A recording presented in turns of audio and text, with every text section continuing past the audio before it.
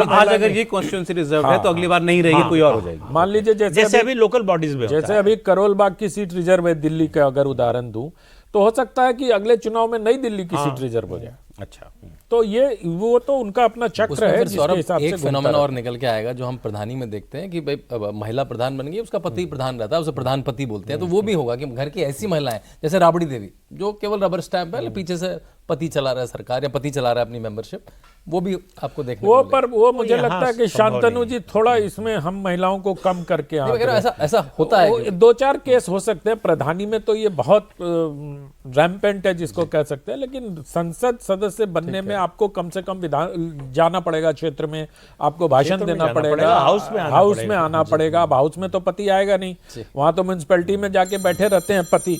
तो इस लिहाज से मैं अगर कहूं तो ये मामला महिलाओं के आने से बल्कि संसद में डिबेट का स्तर ऊंचा हो सकता है। गरीब जो इस अंड बंड बोलने वाले सांसद हैं वो भी थोड़े लिहाज में रहेंगे, जो टिक टिक टिक टिक टिक टिक करा देते हैं लोकसभा में।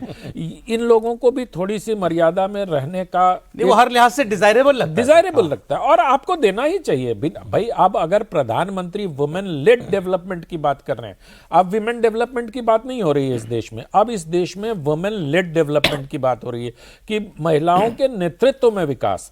तो उसके लिए तो आपको नीति बनाने में तो लाना ही पड़ेगा, उनकी सहायता लेनी पड़ेगी। जैसा सर अभी एक बात कह रहे थे कि बिहार में क्या हुआ उसका, अरे सर बिहार में जो नीति बनाने वाले थे वही उधर चले गए, तो बिहार में कैसे इधर भी चले जाएं? नीति तो बननी चाहिए थी भाई, जिधर आए वो भी समर्थन कर रहे थे उसका। सर अब आपने जो प्रोग्राम की शुरुआत में बात कही थी कि चैलेंज नहीं, बहुत बड़े बड़े चैलेंज है, मतलब बहुत बड़े बड़े काम है इनके सामने। तो मतलब 370 हो गया, पता नहीं लगा हमको, या राम मंदिर बन गया, उसका कोई आफ्टरमैथ ऐसा नहीं रहा, उस वक्त बड़े थे। मैं कह रहा हूं आज ये तो ऐसा लग रहा है जो देश की दिशा बदलने वाले काम है। तो वो 370 भी देश की दिशा बदलने वाला ही काम था सर। इन सब विषयों पे हम कब से 20 साल से निबंध लिखते आए हैं, अरे महिलाओं का रिजर्वेशन होना चाहिए, 370 हटनी चाहिए, और लगता था निबंध ही लिखते खत्म हो जाएंगे, कभी आ नहीं पाएंगे। और इसी संसद में महिला आरक्षण विधेयक की प्रतियां फाड़ी गई। राजनीति प्रसाद या क्या नाम था उनका, जिन्होंने लालू चालीसा लिखा था, नाम बड़ा मजेदार था। राजनीति प्रसाद, वो फाड़ के फेंक दिया भाई। शरद पवार ने शरद यादव ने परकटी बड़ी बिंदी वाली महिलाओं के लिए क्या क्या नहीं बोला गया इसी हाउस, मतलब अब तो वो संविधान सदन हो गया, पुराने वाले संसद में क्या क्या नहीं बोला गया महिलाओं के लिए। मोदी की जो सर ने लेगेसी का, उसमें बहुत बड़ी स्टैंप होगी जो वुमेन रिजर्वेशन है। कब से हम इसकी बात कर रहे हैं, जो फेमिनिस्ट हैं वो अब आगे आगे बोलना चाहिए उनको कि भाई ये अगर कराया तो नरेंद्र मोदी ने किया, और जब ये हो जाएगा पार्लियामेंट में इतनी महिलाएं दिखेंगी, वो एक अद्भुत दृश्य होगा भारत के लिए। मैं एक बार प्रोग्राम में कहा था, मैंने इंटरव्यू सुना उनका वीर सांघवी जी का, जहाँ जिक्र नहीं किया, शायद दूसरे प्रोग्राम में किया था।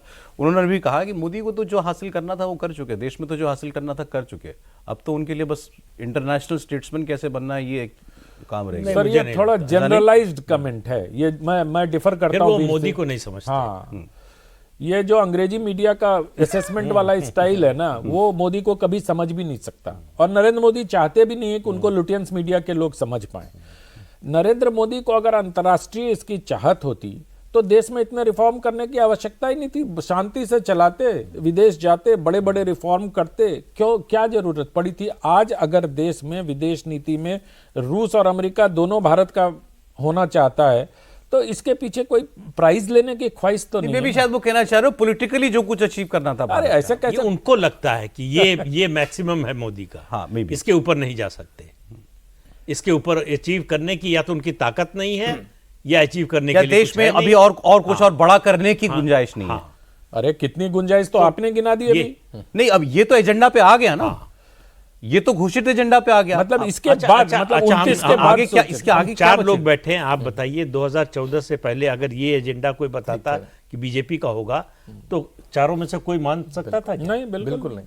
सर मेरी बात आज इंडिविजुअली बोलूं, मैं तो तभी मानूंगा जब ये इस साल 5 साल में हो जाएगा, इतना बड़ा ये सब हम 370 और राम मंदिर और 3 तलाक सबके लिए ऐसा, सर 370 अभी आप ही ने कहा ना, वक्फ जब आएगा तो सड़कों पे क्या होगा, लेकिन वो सॉल्व भी होगा। फिर सीए आया ना, सड़कों पे जो हुआ, नागरिकता मिलनी शुरू हो गई, नागरिकता मिलनी शुरू हो गई, कानून लागू हो गया। तो एनआरसी भी तो होना था सर, एनआरसी भी होगा ये डिलिमिटेशन के बाद और ये सेंसस के बाद। धीरे से कहीं कुछ सुन ले। नहीं अरे भाई देश के गृह मंत्री ने हाउस में कहा है, कहीं छुप के नहीं कहा। अरे वो जो उनका जो उन्होंने एक शब्द ऐसा चला दिया ऑक्सफोर्ड डिक्शनरी का जो मुझे लगता है दुनिया में कहीं नहीं चला होगा, क्रोनोलॉजी। क्रोनोलॉजी समझ लीजिए।